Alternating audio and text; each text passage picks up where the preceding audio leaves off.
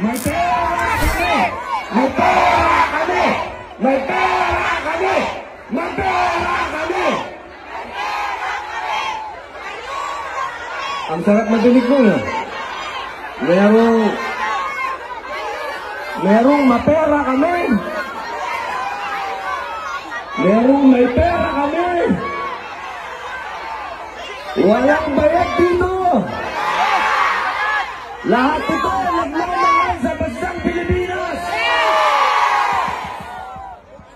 Alam nyo, mga mahal kong kababayan, nararamdaman ko ang nararamdaman ninyo dahil noong 2016, nung ako po ay nangampanya para kay Rodrigo Roa Duterte, sarili ko rin pong gastos.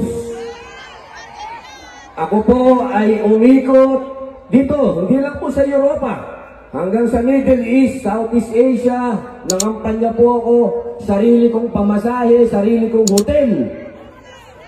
At nung nakaupo na po si Mayor, hindi po ako humingi ng posisyon. Wala po akong hininging kapalit. Ang ibinigay po sa akin ni Mayor ay pangalawang pagkakataon. Binigyan niya ako ng absolute pardon, pangalawang buhay.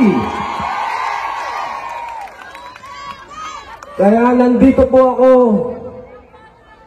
nakalulungkot mang sabihin, pero marami po sa mga kaibigan namin ni Mayor, kakilala na lang. Napakabilis pong makalimot.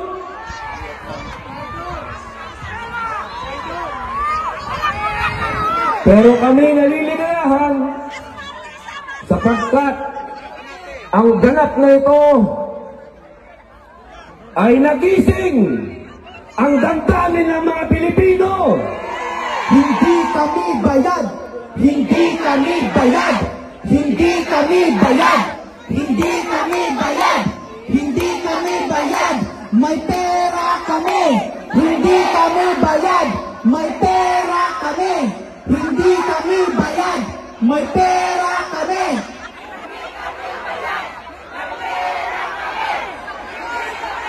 Bayang Pilipinas, naririnig mo ba sila? Hindi kami bayad. May pera kami. Hindi kami bayad. May pera kami. Hindi kami bayad. May pera kami. Yan. Yan ho ang isang bagay na wala sila. Marahil marami din silang pera, pero walang nagmamahal sa kanilang katulad ninyo.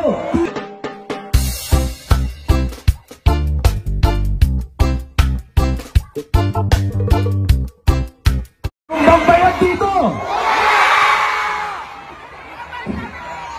Ulitin ko ha. Meron bang bayad dito? Wala. Yan.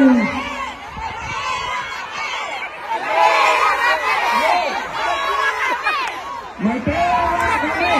May pera kami! May pera kami! May pera kami! Ang sarap madinig mo na. Merong mapera kami. Merong may pera kami. Walang bayad dito.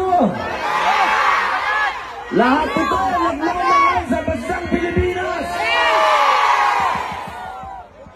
Alam nyo, mga mahal kong kababayan, nararamdaman ko ang nararamdaman ninyo dahil noong 2016, nung ako po ay nangampanya para kay Rodrigo Roa Duterte, sarili ko rin pong gastos.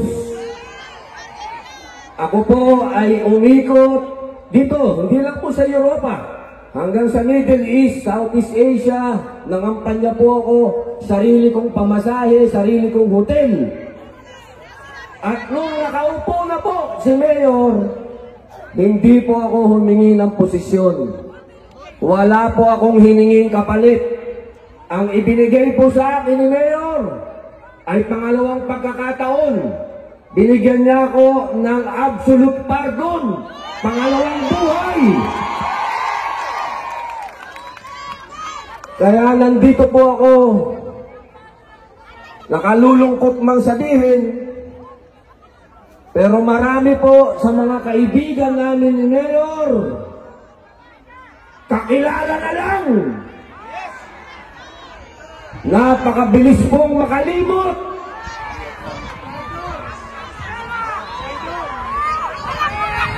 Pero kami naliligayahan sapagkat ang ganap na ito ay nagising ang damdamin ng mga Pilipino. Hindi kami bayad! Hindi kami bayad! Hindi kami bayad! Hindi kami bayad! Hindi kami bayad! May pera kami! Hindi kami bayad! May pera kami! Hindi kami bayad! May pera kami!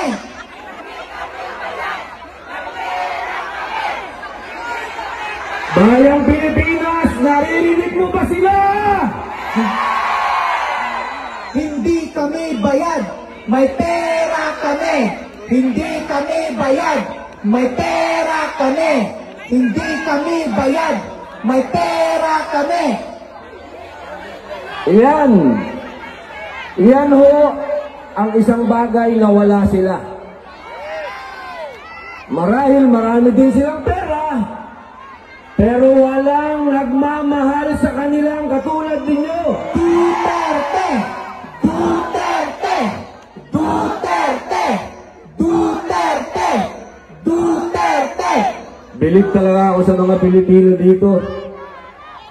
Ang init, napakainit ngayon. Nung mga nakaraang araw, nung bagong dating kami, nanginginig kami. Ngayon naman, napakainit. Isuot ko, ang init. Eh, napakainit pa ng pagmamahal nyo, kaya sold na sold. Duterte! Duterte! Duterte! Duterte! Duterte! Ngayon naman, mga kaibigan, mga kababayan, ako naman po ay makikiusap sa inyo. I love you, ma'am. Hello, ma'am. I like your green blouse.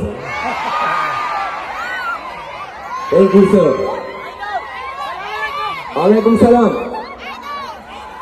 Ngayon po, na-eksakto po lahat.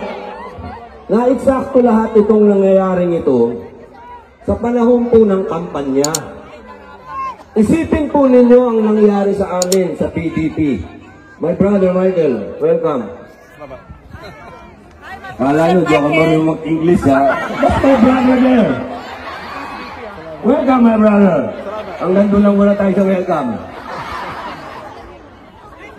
Mga kababayan, yung amin pong chairman, yung amin pong ulo, yung amin pong utak, sa ngayon ay nakakulong dito sa The Hague. Nakalulungkot po yan para sa amin sa PDP laban.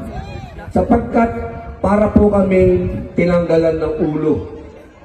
At alam naman po natin na sa digong, kapag ka darating at magsasalita, ang tao dumadating kahit hindi sila bayad.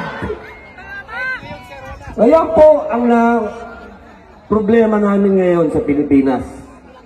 Wala yung aming ulo. Pero nandito kami, sir. Kaya po, katulad ng iyong sinabi, lumalakas po ang loob namin sa PDP laban kapag nakikita po namin kayo. Sana po yung pakiusap. I love you, ma'am. Alam mo, ma'am, sa totoo lang, gustong-gusto kong kumis. Kaya lang, binabalatan ako, binabash ako. Pumunta daw ako sa Holland para humalik. Pambihira mga tao yan. Pangit kasi sila.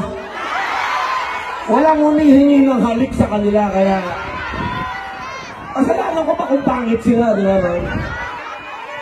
Yan mo nga, pag walang camera, I'll give you the kiss. English yun nga, English. Sana po. Yes, ma'am. Papangako mo ba pagka binoto mo lahat yung senador ng PDP? I'll give you a big kiss. Yeah. Mamaya, ma'am, kasi baka makuna na naman ako, mabas na naman ako. Yes, ma'am. Oh, yes, ma'am. Lahat po kayo, yayakapin ko.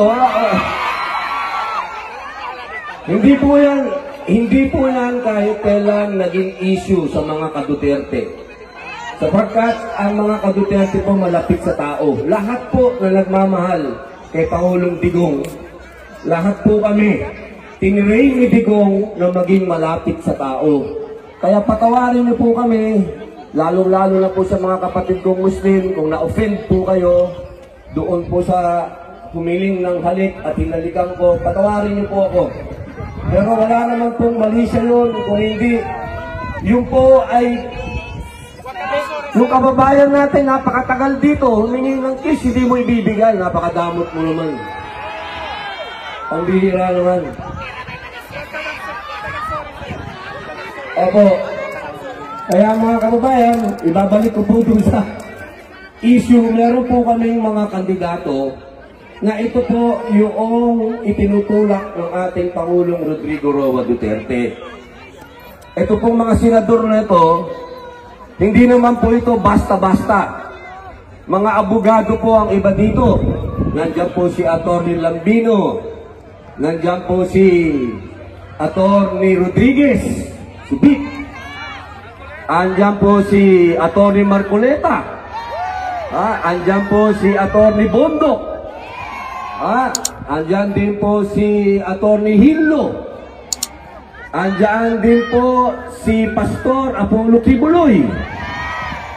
Andyan po si Kuya Philip Salvador.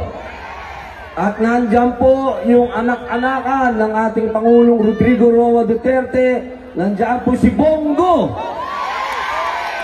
At nandyan din po si Bato.